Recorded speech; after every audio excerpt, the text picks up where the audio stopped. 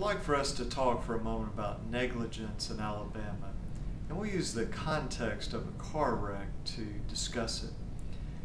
The definition of negligence is the failure to use reasonable care. Now, what does that mean?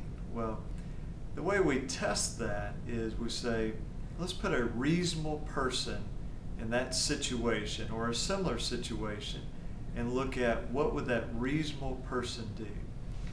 So we can look, for example, at going down I-65 and you go 55 miles per hour. Is that reasonable? Well, we have to know more details to know.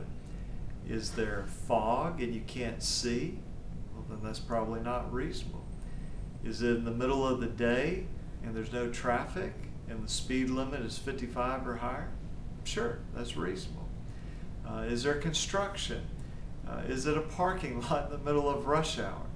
So we have to look at what are the circumstances and then say, all right, what would a reasonable person have done? So if, for example, we're driving down the road and we know there's ice and we're going full speed and it's down a hill, well, that's probably not reasonable. A reasonable person would not do that. If we have filed a lawsuit against a defendant because they were 3 feet behind our bumper going 70 miles an hour down the interstate, again, probably not reasonable to do that. A reasonable person going 70 miles an hour probably would not follow 3 feet behind us.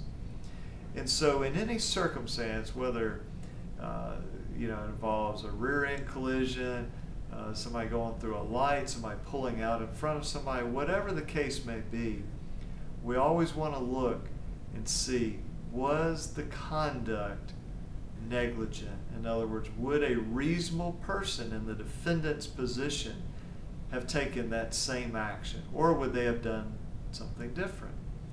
And so we'll talk more about this in some other videos, but I wanted to lay just a general kind of overview or foundation of what negligence is in Alabama.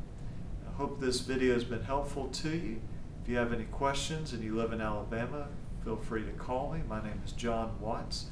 You can call me at 205-879-2447, or you can go to my website, birminghaminjury.com. Thank you very much.